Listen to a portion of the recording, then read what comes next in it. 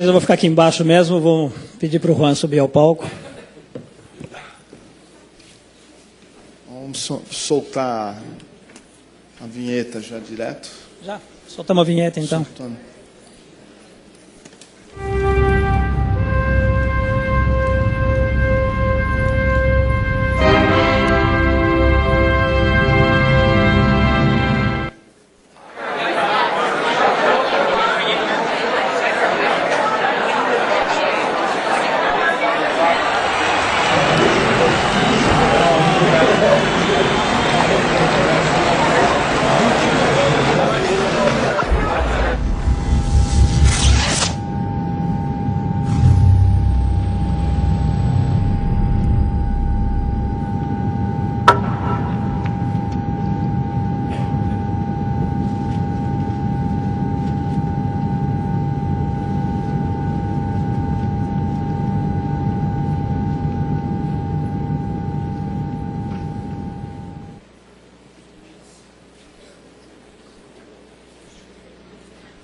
Bom, boa tarde a todos. A gente vai começar à tarde, deixa eu ver aqui, isso, com um comunicado um tanto chato para nós aqui do festival, né, que acho que algumas pessoas já ouviram, e eu vou ler porque tem uma certa formalidade aqui. A organização do Festival Internacional de Fotografia Paraty em Foco lamenta informar que o fotógrafo norte-americano Jay Colton, que estava aqui, sofreu um infarto fulminante hoje pela manhã, em torno de 12 horas, de hoje, 18 de setembro. O Colton foi atendido prontamente pelo Corpo de Bombeiros e ambulância, mas já sem sinais vitais, foi levado para a Santa Casa de Paraty.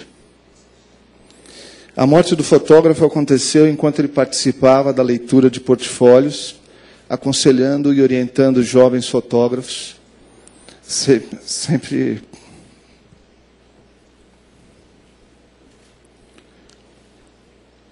com generosidade.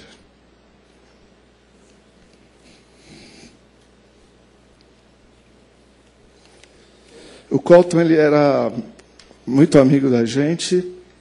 Já era a terceira vez que ele vinha para Paraty. 3 anos atrás, ele fez uma apresentação maravilhosa aqui. Ele foi editor de fotografia da revista Times, da agência Gamma e Sigma. Era professor do ICP em Nova York e das universidades de Nova York, Rochester e Vermont. E tinha nada menos que 3 prêmios da National Press Photographer Association. Era um sujeito, além de tudo, maravilhoso, que uma generosidade incrível. Qualquer pessoa podia parar ele na rua e pedir orientação, ele sentava, explicava, sempre foi muito generoso. Então, a gente não só perde no momento difícil de celebração, mas um amigo permanente nosso aqui. Então, a gente queria informar isso. E eu acho que o melhor presente que a gente pode dar ao Jay Colton é continuar esse festival com a alegria que for possível. Respeitando todo mundo que veio. Quer dizer, a gente tem outras pessoas aqui também que vieram para mostrar seu trabalho e tudo. Eu acho que também o público todo que investiu. E pelo que eu conheço do Jay Colton, ele adoraria que a gente seguisse. Keep going. Keep going, isso mesmo. Minuto de silêncio seguido de uma salva de palmas. Vamos lá. Isso mesmo. Contem aí.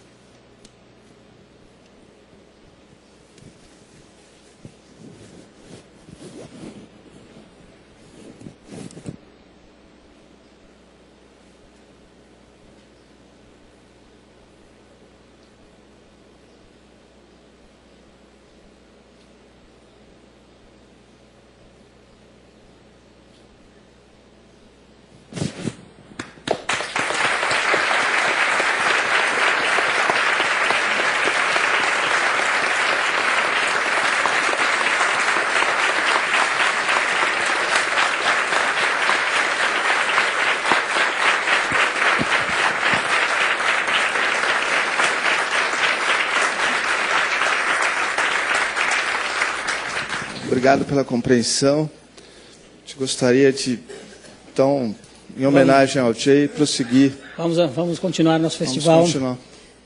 E Juan se apresenta Você vai chamar agora. De hoje.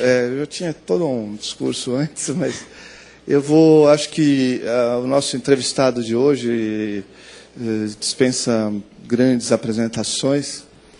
É um fotógrafo. A gente, aliás, conversou hoje pela manhã com o Castilho, com o Francilins. Ontem também foi uma preocupação dos fotógrafos, uma profundidade um pouco maior ao trabalho, não só intuitivo, mas pensado, trabalhado. A gente tem notado isso, essa preocupação, né?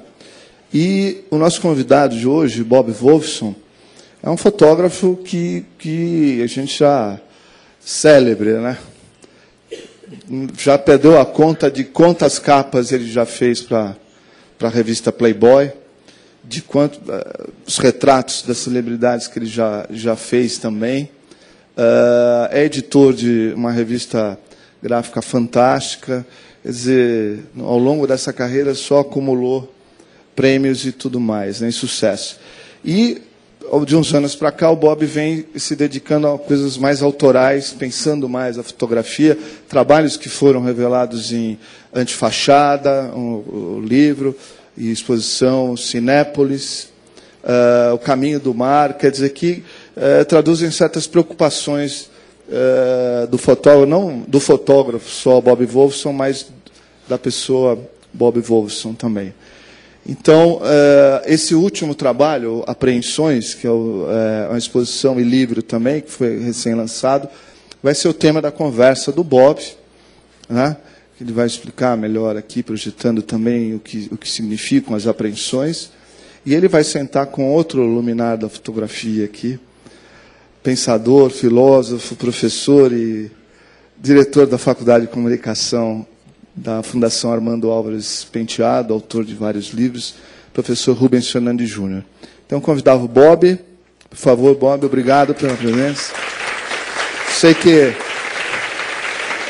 é uma responsabilidade num momento desse, mas Lamento o Bob... pelo momento, enfim, vamos seguir em frente. Vamos seguir. Obrigado, Rubens. Alô. Em primeiro lugar, gostaria de agradecer a organização do Paraty em Foco pelo convite. E esse ano eu tive a honra de participar do processo que culminou com a realização desse 6º Paraty em Foco. A gente sempre está aprendendo, eu acho que é sempre essa característica, né? A gente aprender com os outros, e foi um aprendizado, mais um aprendizado, trabalhar com um grupo diferente, com outras pessoas que a gente que conhece há muitos anos, mas foi uma ótima experiência. A minha tarefa aqui não é fácil, né? Afinal de contas, nós estamos diante de um fotógrafo que é um dos grandes nomes da fotografia brasileira, né? Fotógrafo, editor da revista Sem Número, conforme já foi dito aqui, que atualmente se encontra na sua 14ª edição, uma revista sofisticada, temática, né? E que abre espaço para publicação de portfólios e discutir temas e ideias importantes. É um fotógrafo premiado também, né? Inúmeros prêmios. O Prêmio Abril de Fotografia ganhou várias vezes. Ele ganhou o Prêmio Moda Brasil de 2008. Ele ganhou o Prêmio Vessel de Fotografia Publicitária.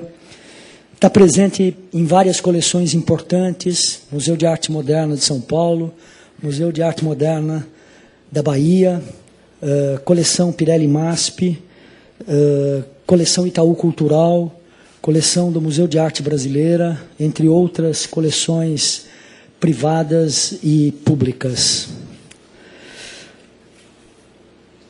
Bob tem um inegável reconhecimento na sua produção fotográfica associada à moda, ao retrato, ao comportamento, com qualidade e originalidade muito diferenciadas.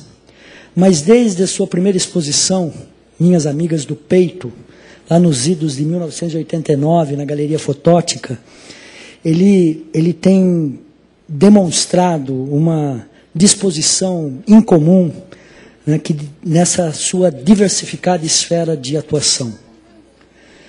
Basta lembrar as últimas exposições que foram faladas já aqui, a Antifachada e Encadernação Dourada, na qual tive prazer de compartilhar o trabalho como curador, que foi no Museu de Arte Brasileira da FAAP, em 2004.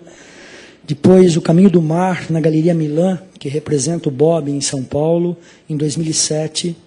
Cinépolis, no Museu de Arte Moderna, na Bahia, em 2008, para perceber que seu trabalho com a imagem extrapola os limites dessa fotografia aplicada, que a gente destacou aqui, e ocupa significativamente outros espaços.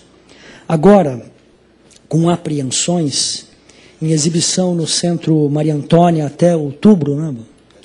Até 10 de outubro, ele se propôs a refletir sobre as imagens midiáticas e como estas são ineficientes do ponto de vista da informação e também do ponto de vista do impacto que elas poderiam provocar em sua recepção. Com Apreensões, Bob Wolfensohn mostra-se mais uma vez contundente. Ele criou um inventário de objetos, materiais e animais silvestres que permite ao artista especular sobre a questão e, ao mesmo tempo, tentar compreender esse insólito mundo da qual somos parte.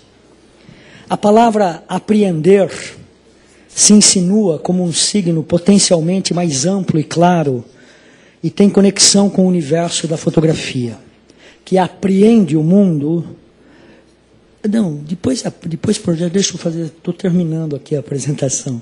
Que apreende, senão, acho que ele tem que falar sobre o projeto. Eu só estou tentando especificar melhor a ideia de apreensão, né, que apreende o mundo visível e ao registrar ou documentar, né, um fragmento qualquer no tempo. Apreender significa também apropriar-se judicialmente de alguma coisa. Apreensão é o ato de apreender.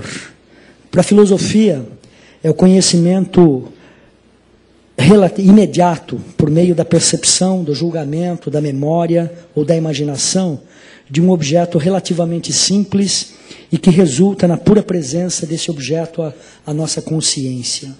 Ou ainda, apreender é um conhecimento imediato de um objeto relativamente simples em oposição a processos mais elaborados, como, por exemplo, o julgamento e o raciocínio. Então, a ideia é que o Bob comece falando desse trabalho e, ao longo da sua projeção, a gente tente desvendar um pouco o seu processo criativo e as suas diferentes conexões que ele faz com o universo da imagem nesse mundo contemporâneo. Por favor, Bob. Obrigado. Não sei se sou merecedor de tantas palavras elogiosas de ambos os meus colegas e amigos. Enfim, o trabalho das apreensões, ele surgiu... Pode pôr a imagem. Ele surgiu de uma observação... Vai tocando e a gente vai falando.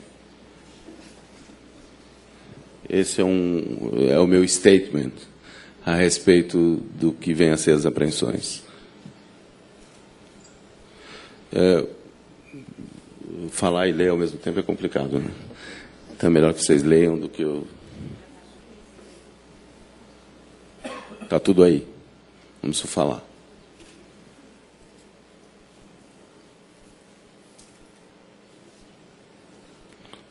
Todo mundo leu?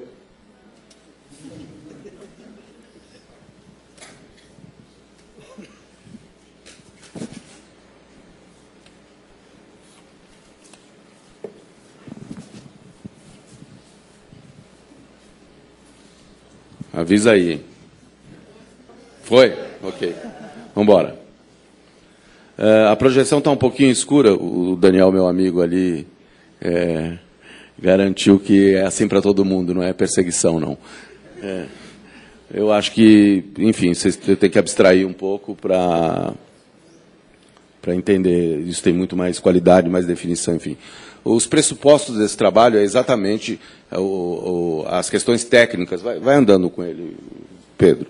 As questões técnicas acopladas à feitura desse trabalho estão ligadas a uma procura minha de uma definição extrema, excessiva, para que se vissem os objetos e as apreensões de uma forma que não são vistas no jornal.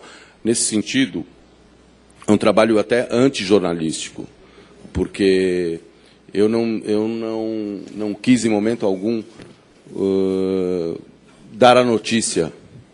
Eu não estava preocupado em dar a notícia, porque a notícia é dada todo dia pelos jornais ao extremo, de uma forma até que nos cega, como eu digo lá na frente. Eu queria fazer dessa notícia algo que fizesse com que as pessoas, que a audiência do meu trabalho se detivesse sobre ele e pudesse aprender também, além das características intrínsecas dos objetos, a multiplicação desses objetos lado a lado e a multiplicação dessas fotos lado a lado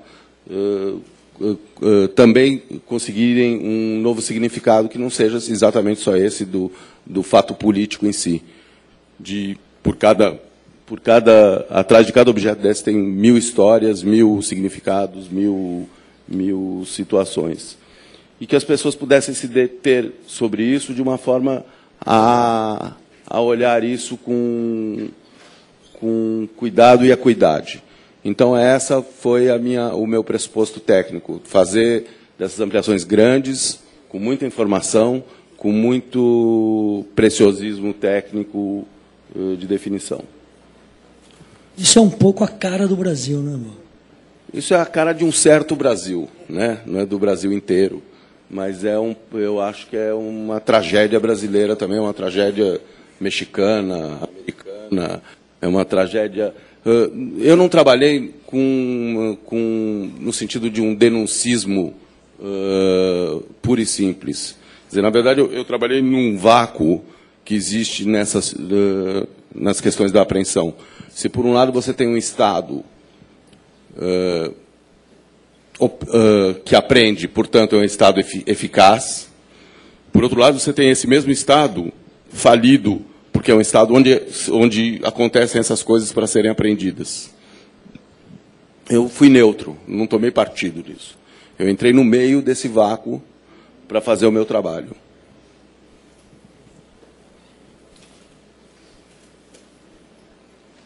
Então, seguem as fotos aí. Esses são objetos contundentes aí de arrombamentos, crimes de arma branca, né? Uma das facas lá tem sangue, porretes para entrar dentro de casa, tem esse bastão de beisebol. Não sei se dá para ver bem daí, dá? Dá. Que aqui eu estou meio turvo. Esses são os papagaios que eu fui encontrar no norte do Mato Grosso, já na fronteira da Amazônia. E eu mesmo inventei, quando eu inventei esse trabalho, eu mesmo me financiei, enfim, consegui os meios de entrar nesses lugares, chegar nesses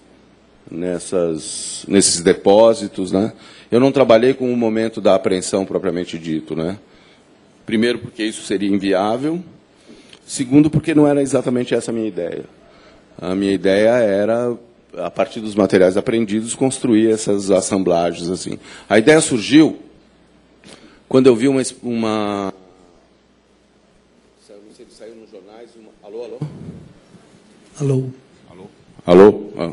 A ideia surgiu quando eu vi no jornal uma demonstração não, acho que eles iam vender uma vitrine ou alguma coisa assim, os objetos apreendidos no caso do Abadia, aquele traficante colombiano.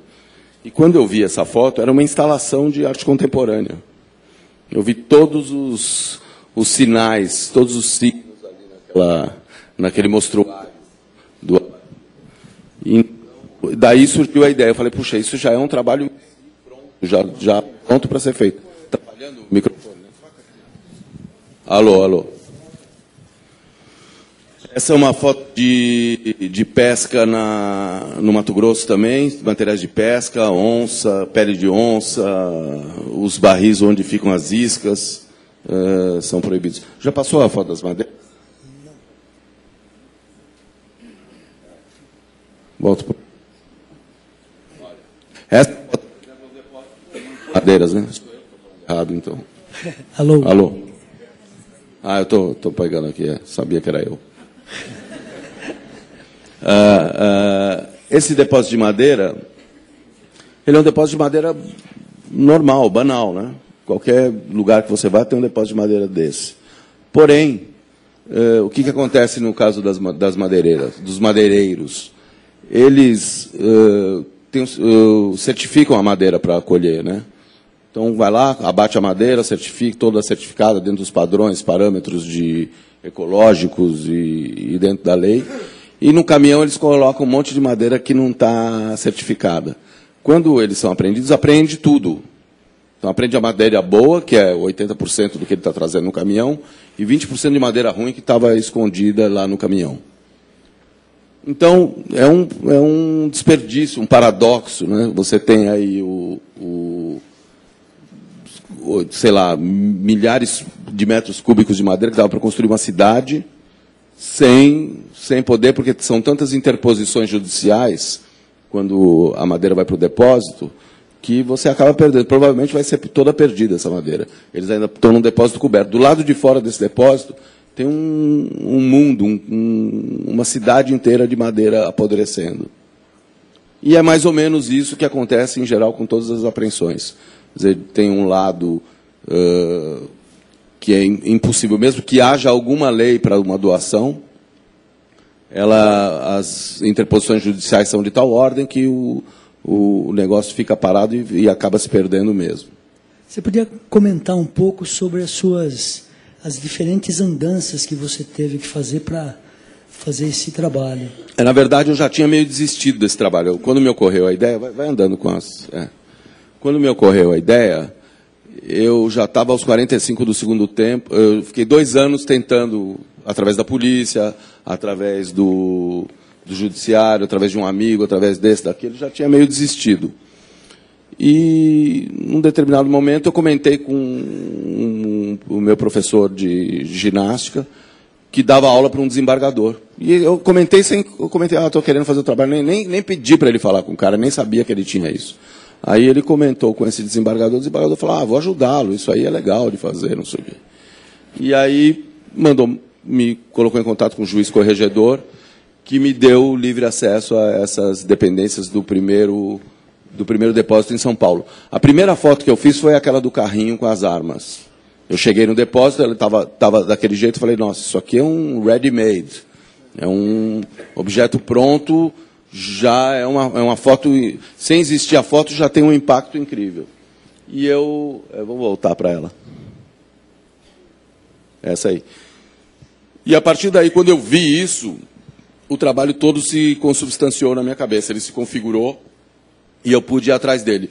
Depois de ter feito essas fotos, ficou fácil, porque eu apresentava essas fotos e levava elas para as delegacias, para onde eu queria. Falar, isso aqui o juiz me deixou lá em São Paulo. Aí o cara, não, tudo bem. E assim, consequentemente, eu fui conseguindo. Em São Paulo tem algumas interdições maiores. Por exemplo, a delegacia de entorpecentes, você não pode fotografar fora dos plásticos, né? Porque elas já são todas prontas para incinerar. Você não pode fotografar a droga in natura. Você tem que fotografá-la sempre já embalada para incineração. E em São Paulo não me deixaram fotografar nas delegacias de entorpecentes, eu fui conseguir em Belo Horizonte. Então eu fiquei correndo atrás dos lugares onde as interdições não eram muito grandes. Todas essas imagens são como elas estavam, Bob? Não. Algumas são como elas estavam, outras eu mexi, eu fiz, eu montei, porque era esse o sentido, quer dizer, como não era, eu estava livre do fardo da informação jornalística. Eu estava fazendo umas assemblagens, eu estava fazendo uma montagem minha. Aliás, como é o meu trabalho em geral. Quer dizer, nesse sentido, eu me senti completamente à vontade para fazer isso. Pode tocar.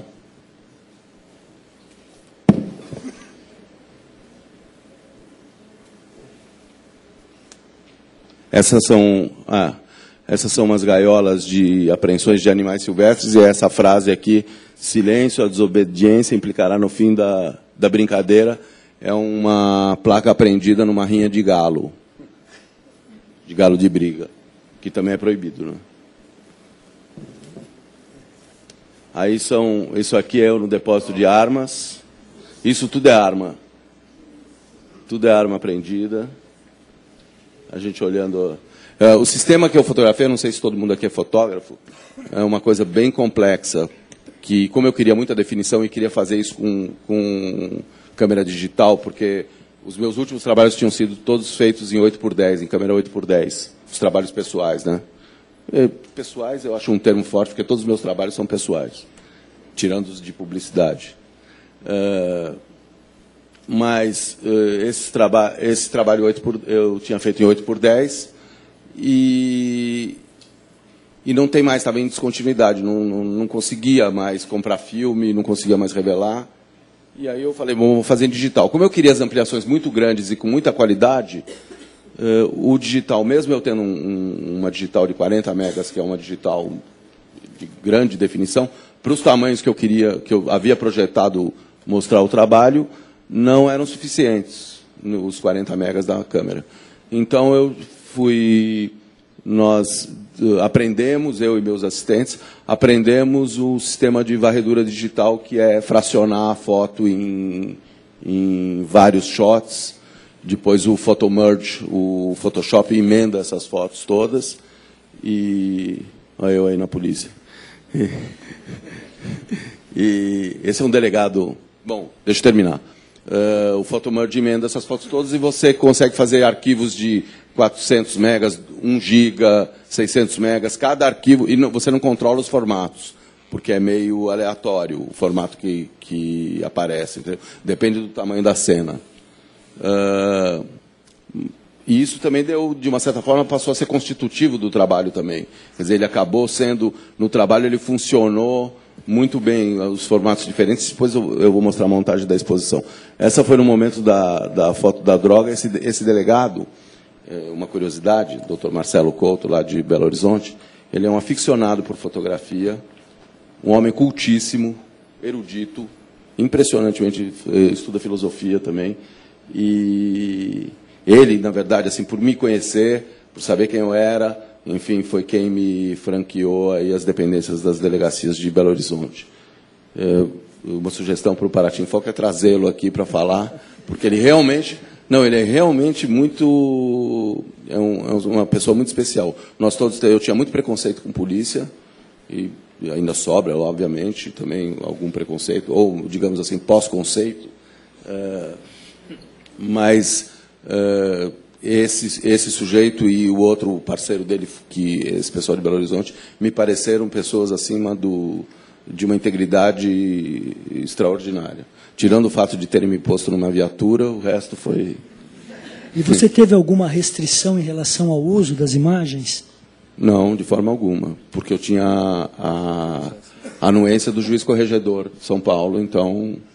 Eu até em um determinado momento, eu fui com muito cuidado nesse trabalho. Eu não queria, por exemplo, ligar a tomada lá nas dependências, porque eu falei, bom, a gente vai estourar um flash aqui, vai cair toda a luz do lugar, nós não vamos poder voltar aqui nunca mais. Então, assim, aluguei um flash de gerador próprio, que não tivesse que ligar na tomada, porque eu fiquei preocupado com isso. Falei, eu não posso fazer nada que... qualquer coisa poderia... mexer nesse trabalho. Uma vez, eu fazendo a primeira série das fotos, eu levei para o juiz, falei, está tudo bem aqui, o senhor concorda? Está tudo legal? Ele falou, não, está ótimo, não sei o quê, maravilhoso, pode tocar. Então, eu a todo momento estava preocupado que isso pudesse ser interrompido, porque eu também não estava entendendo por que eles estavam deixando eu fazer isso. Quais as motivações que o juiz tinha de me deixar, de promover isso de uma certa forma, inclusive, porque ele ligava para outros lugares e falava assim, quero mandar tem um amigo nosso aqui, o fotógrafo, Bob Wolferson, fotógrafo das mulheres peladas lá da Playboy. Então... Já estava vendo o que ele ia pedir em troca. Tem uma amiga para você fotografar aqui. Mas isso realmente, quando eu cheguei em Belo Horizonte assim, para fazer, não esse delegado, porque esse nem, acho que nem vê Playboy, mas o outro, o que me recebeu lá, ele falou, pô, você faz qualquer coisa aqui, porque só com essas fotos dessas mulheres aí... Enfim, quer dizer, até para dizer que eu não seria esse fotógrafo se eu não fosse aquele. Até por questões de... enfim, por outras questões que seriam as questões mesmo pessoais minhas, de transitar por várias disciplinas e de beber nas várias disciplinas para poder realizar de uma para outra, entendeu? Por me sentir à vontade de transitar em várias disciplinas, mas também pelas questões logísticas envolvidas nisso, né? Quer dizer, além do fato de eu ter a independência de financiar meus próprios trabalhos, eu também tenho uma espécie... acontece de me darem salvo-conduto para fazer certas coisas em função da minha aptidão para fotografar mulheres nuas. Agora, o trabalho resultou isso, a montagem do todo de... antena. O processo todo de montagem, aí as fotos viradas lá no meu estúdio. Aí já na Maria Antônia. Aí eu diante das fotos. E aí a exposição propriamente dita. Eu botei uma pessoa ali para vocês terem a escala da dimensão das fotos, né? Aí é uma varredura também. O mesmo processo para poder ter tudo.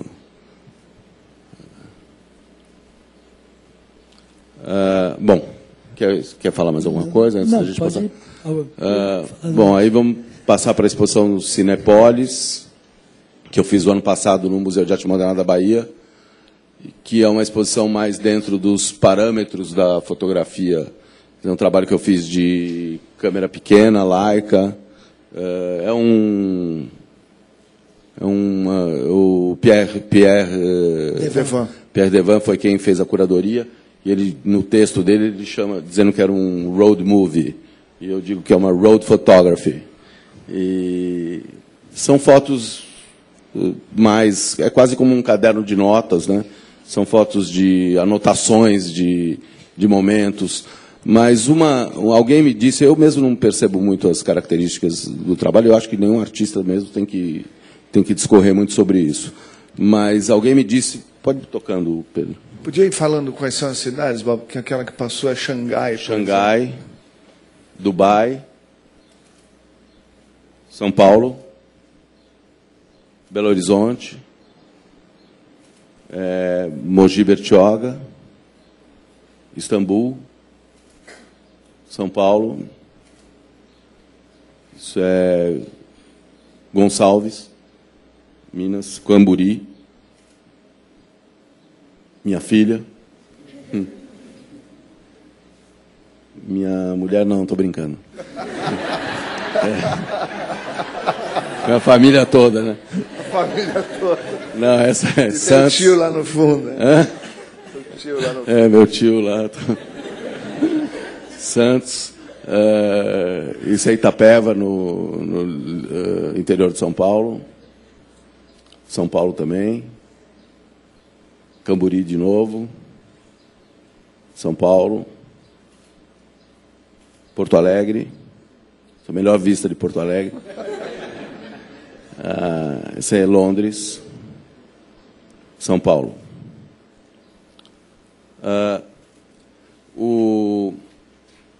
Esse trabalho Cinépolis... Vamos voltar um pouquinho. Alguém me disse, e eu acho que segue um pouco a linha desses trabalhos ditos mais... eu não diria que eles são mais autorais, eu diria que eles são trabalhos do meu moto, da minha invenção, porque eu faço trabalhos encomendados em que eu me considero autor também. Trabalho dentro de um limite de uma encomenda e consigo ser autor. É a mesma coisa que um arquiteto. Aliás, eu acredito que você seja chamado por isso até. Uhum. Exatamente. Que você tem essa exatamente. Quer dizer, eu procuro ser autor, né? Às vezes, obviamente, a autoria fica um pouco comprometida por conta de todas as injunções que existem sobre esses trabalhos todos, né? Mas, na maior parte das vezes, eu procuro, pelo menos, ser autor. Nesse trabalho aí, alguém, até acho que foi minha mulher mesmo que falou isso, não aquela, a verdadeira, ela disse que havia alguma coisa de devastação em todas essas fotos. E eu, de fato, eu reconheço isso. Quer dizer, desde nas antifachadas, nas apreensões, nesse trabalho do Cinépolis, no Caminho do Mar, há alguma coisa, e eu assim, o pouco que eu posso entender disso é que talvez eu seja uma pessoa muito extrovertida, muito animada, muito conversadeira, mas que todo mundo tem o lado triste e o lado sombrio, o lado alegre e o lado sombrio. Talvez nas minhas fotografias, essas que não sejam encomendadas, saia todo esse meu lado mais sombrio, ele escape por aí, entendeu? Ok? Vamos em frente. Você podia comentar ao longo da sua fala também o quanto o seu trabalho sob encomenda, entre aspas, o quanto ele é experimental em relação que você tem oportunidade de fazer diversas testagens, testar material, testar luz, testar uma série de novidades para depois você aplicar no seu trabalho. Na verdade, é assim, esse trabalho encomendado, ele tem uma possibilidade econômico-financeira muito grande. Quer dizer, você tem condições de trabalho que eu não tenho. Os meus trabalhos, esses que eu invento, eu compro a passagem minha, do meu assistente, vamos lá, ficamos num hotel mais ou menos, entendeu? Quando eu trabalho por encomenda, sempre as condições de trabalho são muito boas. Então, realmente, você pode, sei lá, experimentar câmeras, experimentar... eu viajo muito a trabalho, então eu vejo muita coisa, eu tenho a possibilidade de estar no mundo, por aí no mundo, e olhar outras experiências fotográficas, outros fotógrafos, outras coisas, e de uma certa forma eu me alimento muito, eu me alimento principalmente dessa relação, dessa possibilidade de fazer as várias coisas, entendeu? Eu gosto disso, eu acho que fotografia de moda, por exemplo, é um teatro, é uma dramatização. Não existe fotografia de moda, muito raro, a não ser que o cara queira muito fazer, mas assim, eu nunca vi, quase não vejo alguém fazer uma fotografia de moda que não seja encomendada. Uhum. Em geral, a fotografia de moda, ela parte de uma encomenda, ela é necessário ter uma encomenda atrás dela para que você possa fazer. E ela é uma dramatização.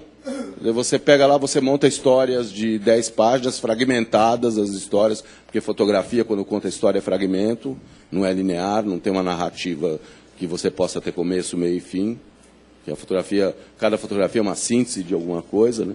Então, quando você anexa, junta tudo isso, você constrói as suas historinhas, os pequenos esquetes. A modelo está para o fotógrafo como uma atriz de cinema e de teatro está para um diretor. Quer dizer, se você não tiver uma boa modelo, você não tem uma matéria de moda boa. Se você não tiver uma boa atriz, você não tem um filme bom, não tem uma peça boa. Por melhor que seja a direção, por melhor que seja o roteiro, por melhor que eu seja fotógrafo. Vamos deixar explorar essa questão. Já estou. Você já está avançando, né? Já estou avançando. Vamos lá. Vamos para o próximo, que seria o Caminho do Mar.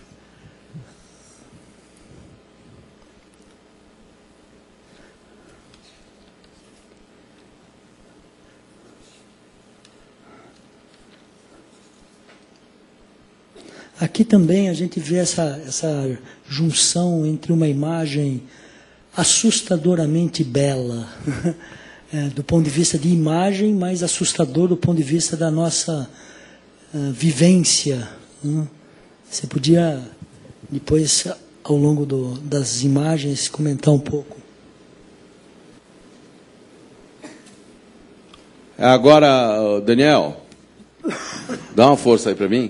Seguinte, agora você precisa apagar essas luzes aqui, porque as fotos são muito escuras. Apaga tudo. Pode apagar tudo. Para a gente poder fazer um esforço de leitura. Ficou melhor? Vamos. Todo mundo já leu? Não ou sim? Sim. Ok. Essa é a exposição montada já, né? Na Galeria Milan.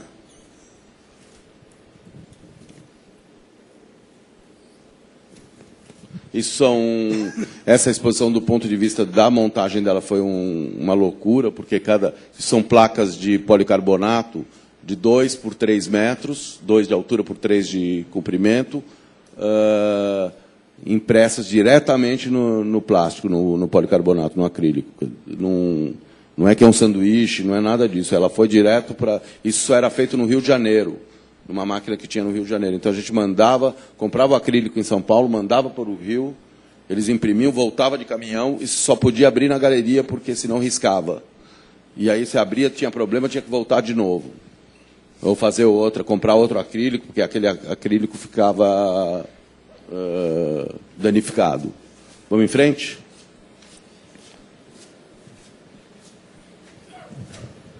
Bom,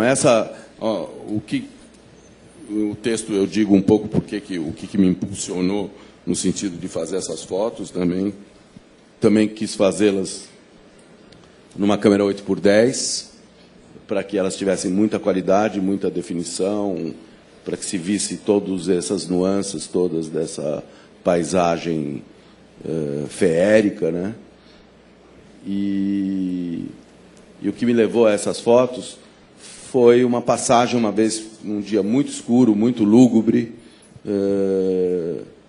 voltando da praia, e eu parei o carro em cima do viaduto e falei assim, vou fazer uma foto aqui que eu achei bonito. E desci do carro num lugar perigoso, para burro, até vai um pouco mais devagar, Pedro, num lugar perigoso, fotografei volta um pouquinho, a cena que me deu a ideia, volta mais, essa. Essa foi... Eu fiz uma foto com uma digitalzinha pequena dessa cena. E daí eu falei, nossa, isso realmente dá um trabalho. No primeiro momento, até eu não quis fazer Cubatão, porque eu acho que o Cubatão é um clichê, né? Todo mundo quer fazer uma foto louca, vai lá em Cubatão e faz uma foto louca, né? Então, Mas quando eu entendi que isso tinha profundamente a ver comigo, com a minha passagem, como está escrito lá no texto, com a passagem na minha infância, eu entendi que era lícito, que eu me sentia à vontade para fazê-la. Toca aí. Alguma questão, Rubens? Não. Juan? Não.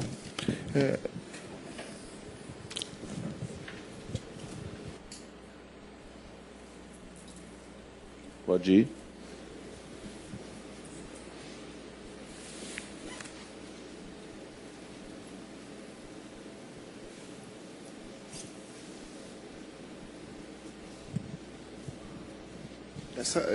Eu acho que talvez, como essas fotos são bem diferentes das outras, e a gente vai ver também depois a da antifachada, presumo,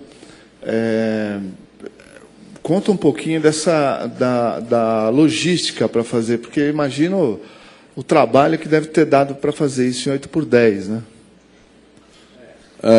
Assim, eu contratei uma produtora para me conseguir todas as autorizações, entrar na Petrobras, em todo o polo petroquímico lá de Cubatão. E realmente uma câmera 8x10, não sei se todos conhecem aqui, é um trabalho incrível. Você precisa de três assistentes no mínimo para fazer. Eu com alguém subindo. Eu não, né? Era eu ali? Não. Eu não seguro a câmera. Mas a gente subindo. Olha, essa é a câmera. Então, isso dá muito trabalho, porque o chassi é mais ou menos desse tamanho, assim, grandão. Ó, esse é o tamanho do filme. E é uma chapa que vai aí dentro, que você tem que carregar antes, várias chapas, um negócio caríssimo, cada chapa custa, sei lá, 50, 60 reais. E super frágil, né? Também. Frágil, se você errar no carregamento, ela dá um dente. E é tudo assim muito lento. Se a gente ficava em cima de um viaduto, a plataforma tremia, o viaduto tremia, você não podia expor, tinha que esperar um carro estar lá no começo do viaduto, outro no final.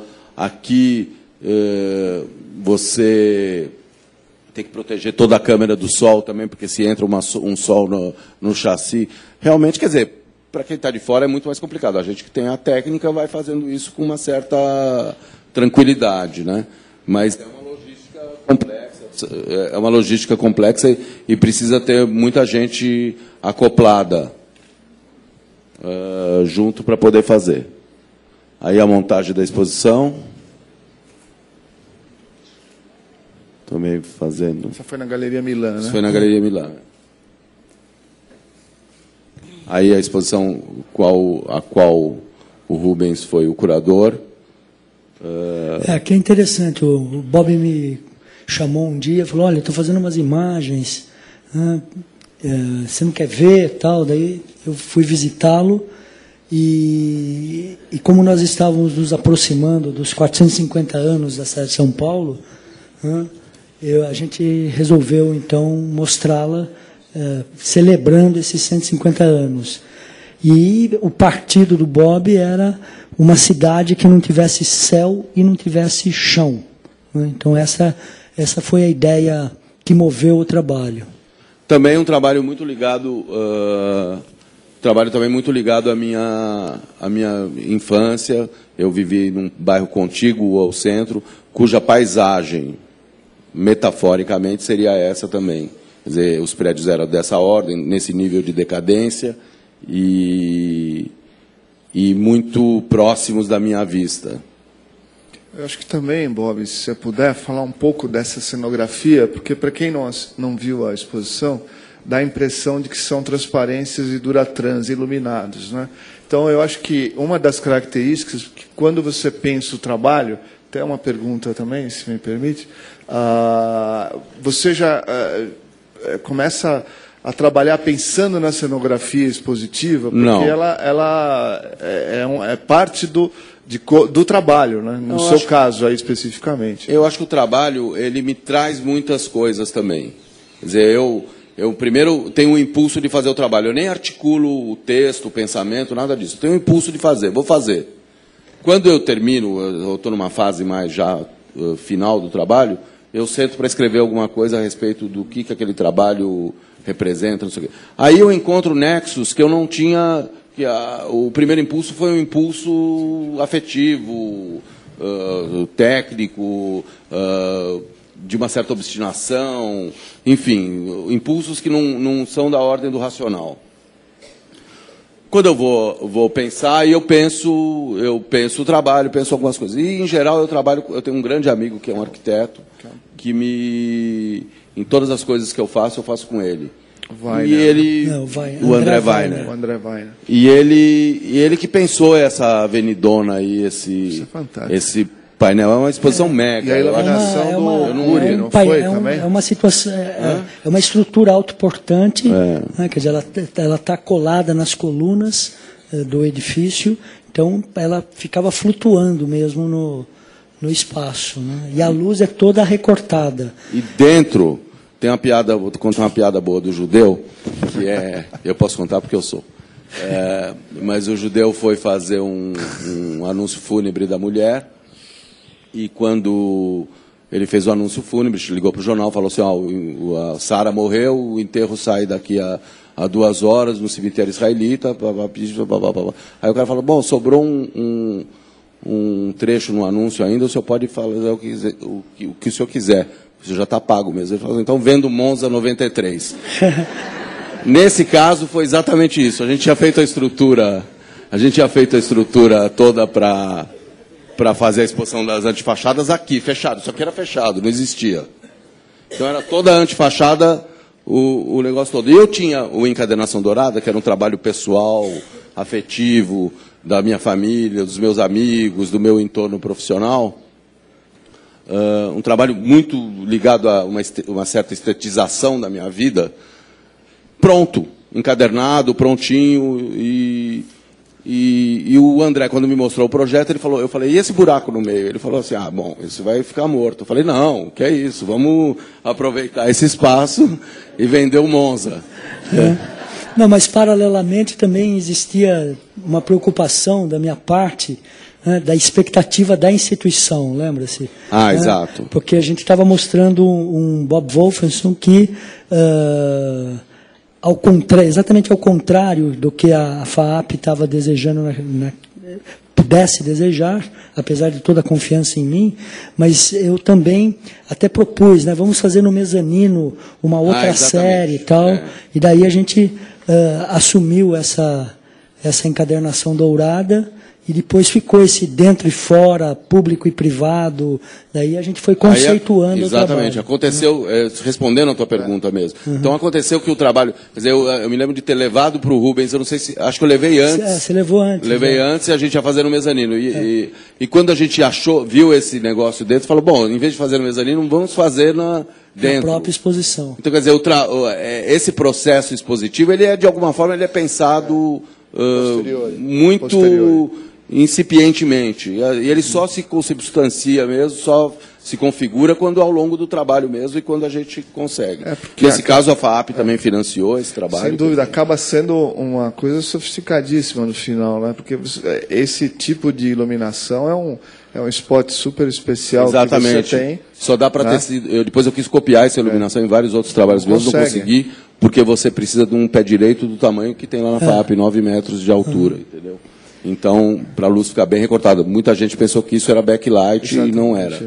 Uma outra questão, até o Éder Chiodeto, não sei se está aí ou não, mas ele que escreveu um artigo na Folha no dia do lançamento da revista, da exposição, dizendo que isso que o Rubens acabou de falar agora, de que eu tinha tornado o público privado, quer dizer, através dessa ultra definição que a 8x10 dá a essas fotos de prédios, havia uma penetração dentro desses apartamentos, desses ambientes públicos, havia uma invasão de privacidade e, ao mesmo tempo, eu publicava a minha privacidade. Eu tinha tornado privado público, publicando a minha privacidade, um pouco como gratidão também a privacidade desvendada, violada dos outros. E também a questão tem uma do relação livro, técnica, Rubens. né? Uma relação técnica interessante, que é essa relação entre o que está fora, tecnicamente, é super resolvido em termos de captação e de ampliação e de exibição, né, com uma luz específica e tal, e aqui são snapshots, né, feitos com câmeras simples, ampliações diretamente coladas na parede, com uma iluminação também muito simples. Então, esse contraste fazia parte do projeto. Em contraposição ao metacrilato, exatamente, e sofisticado. Uma coisa super pretensiosa do lado de fora e teoricamente menos pretensiosa E a do lado edição de também foi diferenciada, né, Bob? E a Kozak Naif, que fez o livro, também fez um livro exatamente contendo esses pressupostos. É uma caixa como essa, que fica a encadernação dourada dentro, e os pôsteres, essas fotos das antifachadas não são para serem vistas pequenas. Então, até o próprio Charles Kozak, da editora, que me propôs, falou, vamos fazer uns pôsteres que vão ser... E a gente coloca os pôsteres, quer dizer, um livro meio... Não livro, quase, né? Aí as fotos propriamente ditas. Pode andar rapidinho aí. Pode ir mais, Pedro. Velocidade. A gente tem mais 20 minutos só. Tudo grande formato. Você vai abrir para o público? 8x10. Tá.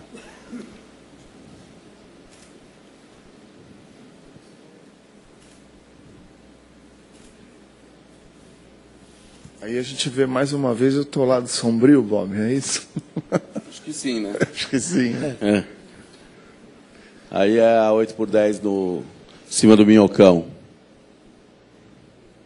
Aí já é a encadernação dourada, esse trabalho que estava do lado de dentro. Né? Seu prédio que eu morava, minha filha, uma modelo, minha mulher, minha filha, o estádio do Pacaembu visto de helicóptero, minha família, cenas familiares, amigos, a mesa de Pesach, a padaria na frente da minha casa quando eu era pequena. Essa é uma foto de 1970 e 5, por aí. São minhas filhas brincando. Também. O meu divã. Você quer publicar a intimidade, né? Entregar o divã é tudo. Entregar o divã é... Minha irmã. Geraldo de Barros. Isso é a estátua do Duque de Caxias, que quando eu era pequeno, eu achava a coisa mais bonita que tinha em São Paulo. Eu queria toda hora ir nesse lugar. Esse é o Otto Stupakoff, um fotógrafo, uma foto que eu adoro, e eu dei uma para o Juan já. Isso é nos Estados Unidos.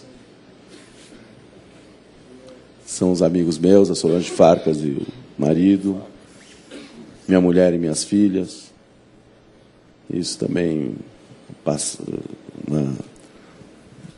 Bom, aí já é a exposição de 1996, o Jardim da Luz, cuja curadoria também foi do Rubens. Lá no MASP, Museu de Arte de São Paulo. Tem que ser rápido? 20 minutos. Vamos andar rápido. Não, volta lá só um pouquinho. Assim, esse livro era um livro de fotografias de personalidades e algumas não personalidades, mas em geral eram personalidades. E eu procurei, o livro tinha, eu não poderia pôr uma foto por página. E eu procurei fazer ligações entre as fotos lado a lado. Para todo trabalho você tem que ter um seu nexo. Mesmo que ele não passe para o outro, mesmo que a sua audiência não veja o nexo, não compreenda ou não alcance, não por ignorância ou nada disso, mas porque realmente o nexo às vezes é uma coisa muito hermética, muito fechada para o sujeito que faz. Nesse caso específico, eu ia colocando fotos lá, eu fiz uma parede no meu estúdio, ia grudando as fotos, cada dia eu mudava, e o que vale é a que ficou no último dia, que vira o livro, né? Mas as minhas preocupações às vezes eram formais, eram estéticas, eram fotos que ficavam boas lado a lado. E nesse caso específico, eu achei, por exemplo, eu não gosto de foto com careta. Eu acho que é um truque fácil. Eu acho que é como em Cubatão fotografar, entendeu? Tem uma coisa, tem um facilitador na careta que é um truquinho. Nesse caso específico, o Caetano mesmo, ele que ficou movimentando o rosto, e eu achei que eu escolhi essa foto em que pese eu ser contra a careta, porque eu acho que nesse sentido a foto tinha uma força e tinha uma revelação de um farol, de um olhar, de um olho grande, de alguém que vê mais que os outros, entendeu? De fato, eu acho que o Caetano realmente vê muito mais do que todos nós. E eu coloquei do lado do João Cabral de Melo Neto, que é um grande poeta brasileiro, e que eu sei que o Caetano tem uma música que diz assim: minha música vem da música de um músico que não gosta de poesia, que é o João Donato. Minha poesia vem da música de um poeta que não gosta... Minha poesia vem da poesia de um poeta que não gosta de música, que é o João Cabral. Então, eu achei que na hora tinha enfim, que o Caetano ia gostar de estar do lado dele, um do lado do outro, enfim. Eu achava que o contraponto era porque um estava de olho fechado e o outro estava de olho... Não, que ele estava ficando cego já. Né? Ele estava com uma visão periférica. São as várias leituras. Uma obra é uma coisa aberta que suscita várias leituras, enfim. Mas o meu nexo era esse. E o projeto também se chamava Jardim da Luz, porque o Bob morava no Bom Retiro, nas proximidades do Jardim da Luz, em São Paulo, onde tínhamos... durante os anos 20 e 30, muitos fotógrafos lambe-lambe, que faziam retratos. Né? Então, ela também tinha essa pegada. Essa foto do Niemeyer, do Herbert Viana, também eu tinha feito, a conexão que eu tinha feito era por causa do formato da cabeça, da estrutura da coisa. Depois eu também relacionei, quer dizer, isso depois do livro publicado, que um é o criador de Brasília e o outro é fruto de Brasília. Vamos fazer mais rápido. Caio Fernando Abreu, esse é o Paulo Francis e aquela menina do Movimento Sem Terra, de Olinda, do Sem Terra. Paulo Francis odiava o Movimento Sem Terra. E eu fiz essa provocação e ele gostou muito do livro. Ele falou no Manhattan Connection lá, falou muito tempo do livro.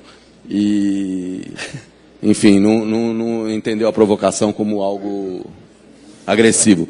Essa foto foi capa da revista Placar, o Edmundo com o ursinho, o animal com o ursinho, e a Malu. Bom, pena que a gente está com pouco tempo, mas tem uma história boa para contar disso. Vai tocando, eu vou falando da história. Com a plateia toda aí funcionando. Os irmãos Campos, esse é o Rabino Sobel e o Joãozinho 30, Antes já com a gravata, com a própria dele, essa ele comprou. Não se sabe, né? Não se sabe. Aqui o Hélio Oiticica e a Lina Bobardi. Esse é um trabalho que eu fiz nos anos 70, eu era muito menino, não tinha dinheiro para pagar filme e revelação de filme, nada disso, e eu dividia, isso era uma encomenda da revista Vogue, que nunca pagou filme e revelação para ninguém. E até hoje, até os dias de hoje. Agora tem dia, a sorte deles é que apareceu o digital, a sorte nossa, né? O Hélio Oiticica eram os objetos que as pessoas... eu mesmo que telefonava para as pessoas, falava assim, tem um projeto, qual é o objeto que você gosta mais? Aí eu ligava, marcava, levava, dividia o filme de 36 poses em 12 para cada um, não gastava, não tirava 13, tirava 12, porque era o que eu podia pagar de filme e revelação. E o Hélio Oiticica está com um pedaço de asfalto da Avenida Presidente Vargas na forma da ilha de Manhattan. Esse era o objeto que ele gostava mais. Bem de artista. E a Lina Bardi com essa lamparinazinha pequena também era o objeto que ela mais gostava. Aí tem uma série de outros que, enfim, eu não coloquei nessa série. Isso também é... Aí é o Angeli e o Dom Paulo Evaristo Arnes, Deus e o Diabo.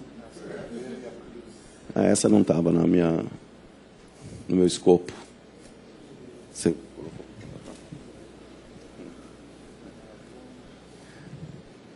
Peraí, volta. Esse é o jogador Miller e a Daniela Thomas. Essa do Miller você fez para a Folha, né, Bob? Umas poucas incursões no jornal, não foi? Não, isso aí a Folha chamou a mim e o Duran para fazer, era o Miller no São Paulo e algum jogador no Corinthians ou no Palmeiras, eu não me lembro exatamente. E eu cheguei no vestiário, cheguei no campo para fotografar o Miller, para ser a capa da Folha, e eles iam colocar lado a lado duas visões de dois fotógrafos diferentes. E eu cheguei no estádio, o Miller falou, peraí, eu vou tomar um banho, eu já volto aqui para a gente fotografar aí fora. Estava uma luz dura, um dia horrível. Falei, posso entrar no vestiário? Ele falou, que é isso? Aí eu falei, não, quero ver, vamos ver se a gente faz alguma coisa diferente. Ele começou a se ensaboar, eu me lembrei de uma foto do Pelé, todo ensaboado no Maracanã, nos anos 50. 60, né? Aí eu perguntei, posso te fotografar assim ensaboado? Ele falou assim, se for daqui para cima, tudo bem, tranquilo. Eu falei, bom, lógico, é isso mesmo, não vai sair na capa do jornal ou de outro jeito. E, enfim, foi uma foto que ganhou uma relevância muito grande depois ainda. Vai lá. Maria Bethânia. Esse é o Geraldo Vandré e o Patrício Bisso. Eu gosto muito dessa ligação nas cabeças aí, dessa ruga que sai de um e passa para o outro, apesar deles mesmos não terem nada a ver um com o outro. Vai em frente. Vamos rapidinho, os Titãs. Pode ir. Chico Buarque e Zé Miguel Wisnik, Milton Nascimento. Aí é uma frase do Roland Barthes que eu gosto bastante, que diz muito da arte de fazer retrato. Quer dizer, essa ideia do retrato de ser captação da alma ou tradução da persona, captar a pessoa, isso que você ouve muito, é um senso comum, falando, eu gostei muito dessa foto porque essa sou eu. Ou eu não gostei dessa foto porque essa sou eu. A fotografia nunca vai cumprir esse papel, na minha opinião. A fotografia é uma superfície, é um encontro. O retrato é a arte dos encontros.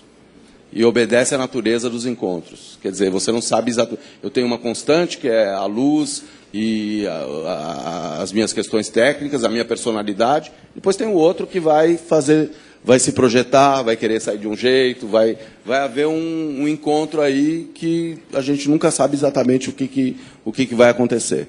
Então eu, assim, faço aqui um manifesto, rejeito a ideia de captação da alma e de de tradução de alguma coisa a mais que não seja a própria superfície e o retrato daquele momento. Vai passando rápido. Wagner Moura, Suficali, não, volta um pouquinho. O Baroni, a Martinalha, Charles Kozak, Gisele aqui em Paraty. Ela já veio aqui, gente. Fernando Moraes. O Lula em 1978. Lula... Aquele Fiat que já estava sem placa. Você vê que ele... É o Lula, a Dona Marisa e os filhos, os 3 filhos. Dom Paulo Evaristo Arns, a Malu Magalhães, agora, recentemente. Esse foi para a Olimpíada. O Emmanuel Garraud, o francês Otto Stupakov, num ato premonitório. O Carlos Honorato, lutador de judô. Os gêmeos para a Serafina, Adriana Lima, Fernanda Montenegro, Rita Lee, o arquiteto Isaiah Weinfeld, Azedina Layal, o costureiro francês, Jean-Paul Gaultier, Rosana Prado, uma modelo, essa é aquela Beth Lagardère, em Paris, Marcelo D2, Carolina Ferraz, Ana Beatriz Barros, uma modelo, Suplicy, a mãe dele, Dona Filomena, Zé Simão, o DJ Taíde, Arnaldo Antunes, os gêmeos, maestro John Nashlin, Jô, Nina Simone, Ronaldo, Marina Silva, o Antunes Filho, Nando Reis, Robinho, Neymar e o Ganso, Basílio, isso eu fiz para a Serafina, Birubiru, Ronaldo, Caetano, outras palavras, isso foi há muitos, agora umas capas de revista, de livro, vai tocando rapidinho.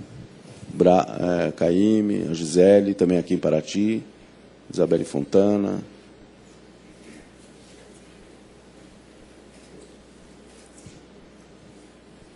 Alice Braga, o Gael. Sabia a revista que eu edito, a Sem Número. Isso é interessante. Essa é uma foto, essa é uma das primeiras fotos. Essa é a janela do meu quarto, quando eu era pequeno. Essa é uma foto, talvez, quando eu tinha uns 15 anos, 14, por aí. E essa era... Depois eu atribuí a essa interposição do fio com a minha visão, toda a minha característica fotográfica, todo o meu estilo, digamos assim, partiu... Eu atribuí um pouco a essa visão turva e interposta que eu tinha na minha frente, sempre da minha janela.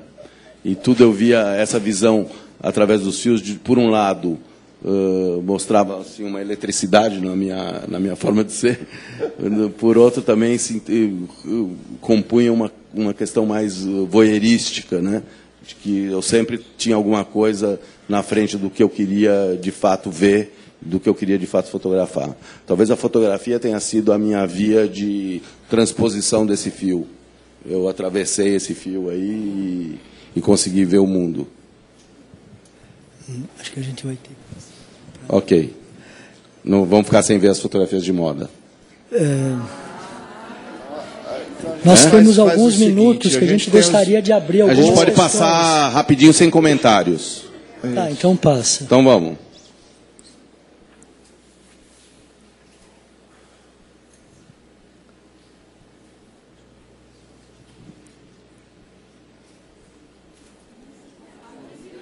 Muito rápido.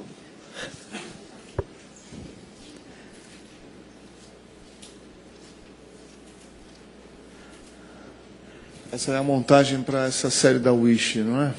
Não, essa montagem é para uma série da Vogue aí, que vai aparecer agora. Para essa série. É essa a ideia de criação, né?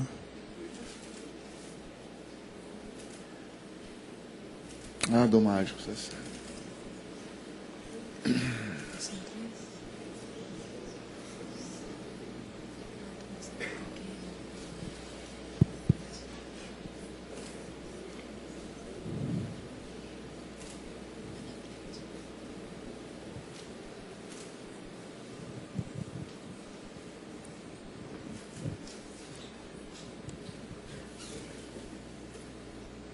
E aqui entra aquela ideia, né, de que fotografia é arranjo, encenação, combinação, direção. Aí eu juntei as coisas, né? Você Botei tá... o Caminho do Mar com fotografia de moda.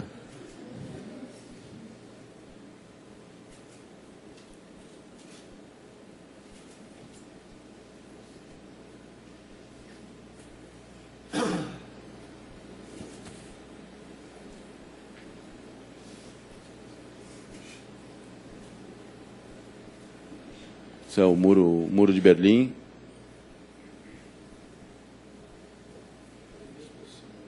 Esse é a Avenida Karl Marx.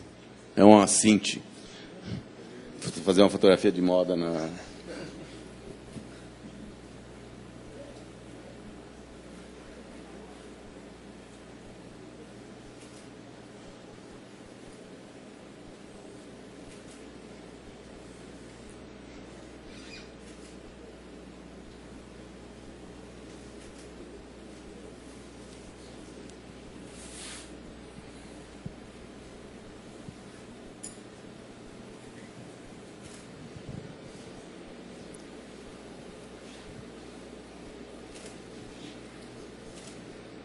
É esse o trabalho que te permite toda espécie de experiência, né? É, exatamente. Esse é o calendário que eu fiz para o Fashion Week com as mulheres todas meio... as grandes modelos brasileiras seminuas, né? Adriana Lima, Carol Trentini, Raquel Zimmermann, que atualmente é a modelo número 1 do mundo.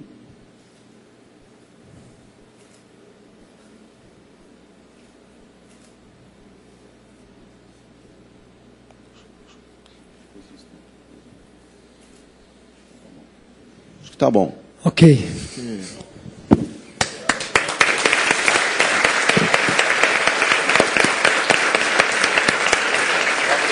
Nós temos tempo para 3 questões. 3 questões. Por favor.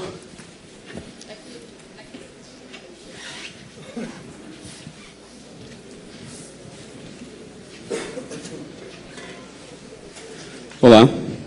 Olá. Oi, Alex. Bob, você falou um pouco desse seu último trabalho. Eu tive a sorte de ver esse trabalho ao vivo e realmente tem um impacto que é difícil ser passado aqui no telão. Parabéns, o trabalho é muito lindo, assim, eu amei o trabalho. Você tocou numa questão que eu acho bastante interessante. Você transitar nesses universos diferentes da fotografia. Moda, mulheres nuas, fotografia fine art. E das facilidades que você tem de transitar, de facilitar uma coisa ou outra. Gostaria que você falasse um pouco das dificuldades, talvez as barreiras que existem. Interessante sua pergunta, porque as facilidades são visíveis e as barreiras são invisíveis, digamos assim. Eu acho que as barreiras são as barreiras dos clubes. Ou seja, você não é aceito em clubes que você não preencha todos os requisitos, entendeu? Provavelmente, isso não, obviamente ninguém fala para mim na minha cara, mas eu sei que devem haver muitas interdições ao meu trabalho por conta de eu ser o meu trabalho de fine arts, ou seja lá como for, que chamemos isso, o meu trabalho mais conhecido como autoral, por conta de eu ser um fotógrafo de moda e também fazer publicidade, sem dúvida nenhuma. E vice-versa. Quando eu estou fazendo esses trabalhos, as pessoas da moda falam assim, você é cabeção, truque, o que você quer? Entendeu? Eu acho que de fato existe isso, mas eu sou independente. Eu faço e advogo esse direito de transitar e acho que eu vou fazer dessa ideia do trânsito ainda um trabalho. Porque É isso que me move, porque eu até falei isso, quem viu meu workshop ontem não está nem aguentando, mas aqui estou repetindo todas as ideias. Então, o Jorge aí que estava presente, se quiser tapar os ouvidos, pode.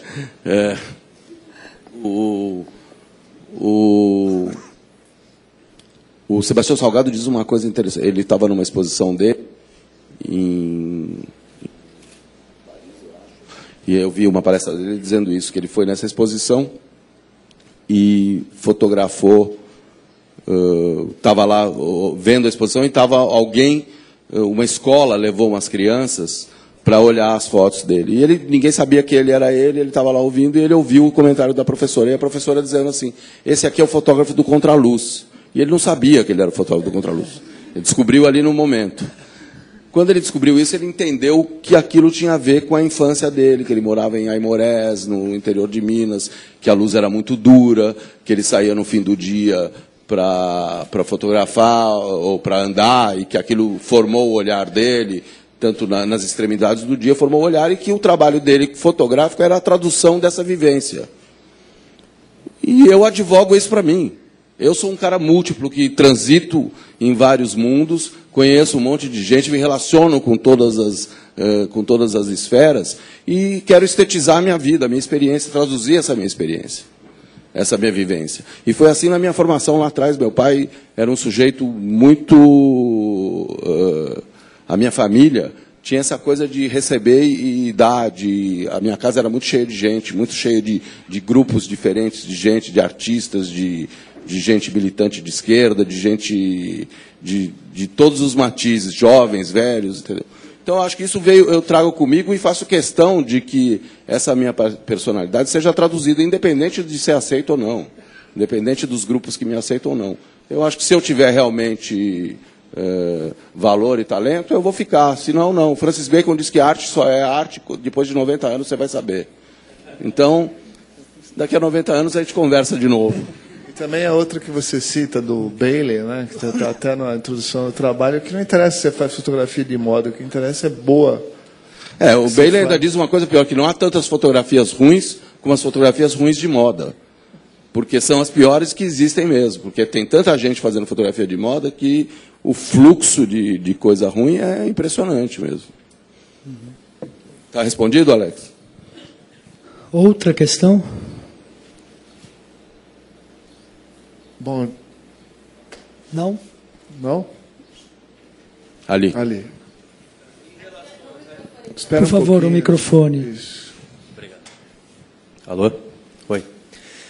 Em relação aos animais silvestres apreendidos, que você mostrou nas fotos desse seu último trabalho, você sabe qual era o destino que eles tinham? Você falou que a maioria dos objetos geralmente são perdidos. Olha, os animais ainda têm alguma esperança, porque eu fui um dos depósitos de animais que eu fiz é uma ONG que trata desses animais para eles serem soltos. Só que esse processo de soltura é muito caro. Porque não basta soltar ali soltar no habitat que você está criando. Você tem que levar ele para o habitat original e fazer Então o cara não consegue soltar, porque ninguém dá dinheiro para ajudar, para soltar, e fica lá crescendo. Uns papagaiozinhos desse tamanho estão papagaiozões, assim, uma infinidade de papagaios.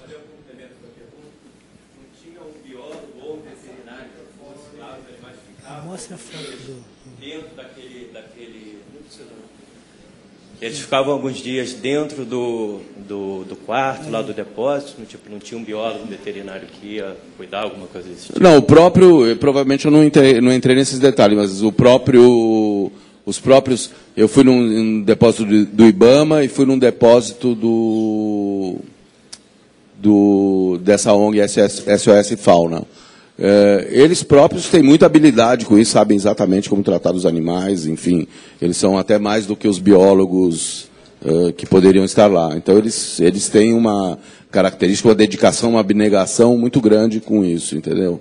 E me pareceram pessoas muito realmente voltadas para essa luta de fato, não era uma invenção. Bom, então queremos agradecer a presença de todos, agradecer o Bob Wolfson. E seguramente foi uma tarde muito agradável.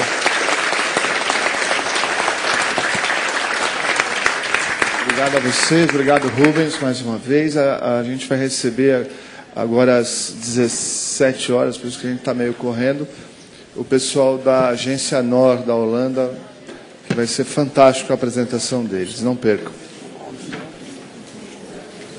¿Cuántas personas van a hacer agora? Como que as imagens? Cláudio vai fazer a entrevista. A potência do projetor, a luminosidade do projetor. É uma coisa que a gente vai